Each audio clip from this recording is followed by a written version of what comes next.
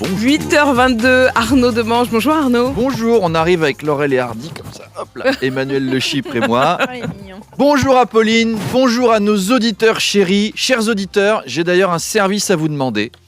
Écoutez-moi bien, est-ce que vous pourriez envoyer des smileys bisous à Charles Magnin sur son Instagram, car le PSG vient de se prendre 2 défaites dessus. Demain, il y a PSG Bayern en Ligue des Champions. Ça s'annonce compliqué. Ouais. Alors Charles a besoin de votre affection pour encaisser la défaite de demain.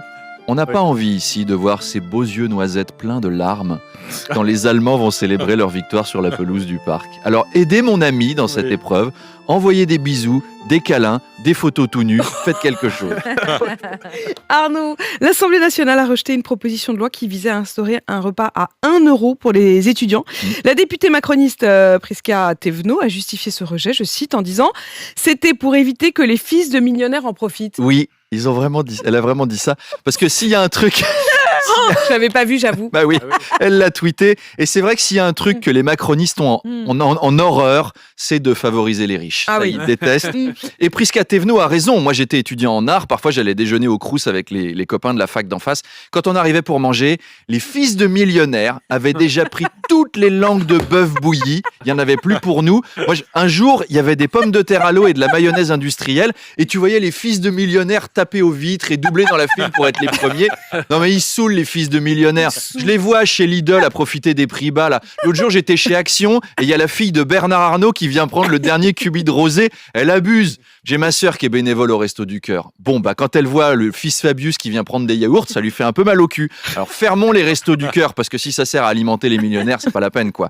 Pareil, supprimons l'école publique ou l'hôpital. Les fils de millionnaires y vont, c'est quand même pas le but. À un moment faut arrêter de déconner quoi. Arnaud, l'Arcom, c'est-à-dire Le CSA. Le CSA a infligé une amende de 3,5 millions d'euros au groupe Canal+, suite aux insultes de Cyril Hanouna envers Louis Boyard sur C8. Oui, alors C8 et CNews collectionnent les amendes suite au dérapage de leurs animateurs et la ministre de la Culture menace même de ne pas renouveler l'autorisation de diffusion des 2 chaînes qui ont du coup lancé une grande campagne pour la liberté d'expression. On se branche tout de suite sur CNews. Oh oui. Alerte liberté, alerte liberté. CNews est menacé par les élites socialistes mondialistes qui s'en prennent aux médias pro-France. Alors à midi, ne ratez pas notre documentaire. Pétain, Mussolini, Franco, l'histoire des patriotes bâillonnés par la gauche. Suivi d'un grand débat avec Christine Kelly. La gauche, pourquoi a-t-elle un problème avec l'extrême droite ? Eh oui, car vous l'avez entendu à l'instant dans le journal de Cyril Ku Klux Klan et de Marilène de la Cagoule Pointue,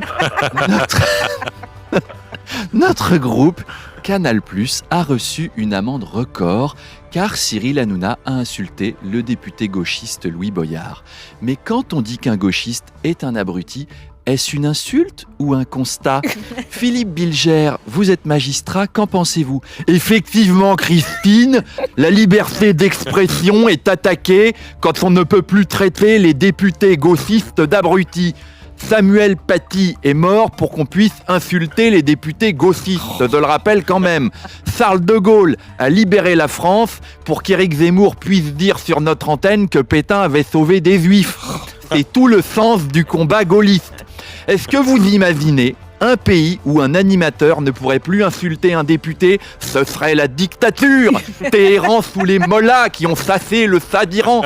Eh bien ce matin, je suis un Shah, même si ce Shah, c'est plus celui de Titi et Gros Minet. Merci Philippe. Et vous Philippe de Villiers ? Écoutez, les médias de Vincent Bolloré sont bâillonnés, car ils gênent le pouvoir, comme Nelson Mandela en son temps. Vous savez, Nelson Mandela a toujours été obsédé par les minorités de son pays. Eh bien, Vincent Bolloré aussi est obsédé par les minorités de son pays. Aucune différence.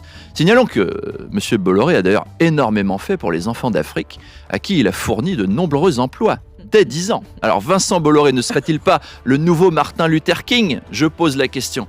Et oui, messieurs, heureusement, vous êtes là pour rééquilibrer les choses, apporter un peu de nuance. Ça fait du bien, ça change de la propagande Télérama qu'on peut entendre chez Apolline de Malherbe.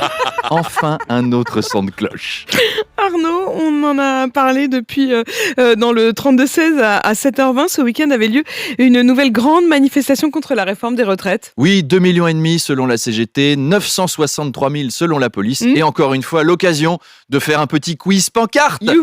Vous êtes chaud? Ouais. Je vous donne des pancartes de la manif, vous me dites si elles sont vraies ou fausses. Apolline, Amélie, sachez qu'il y a une poupée gonflable Bruno Le Maire à gagner.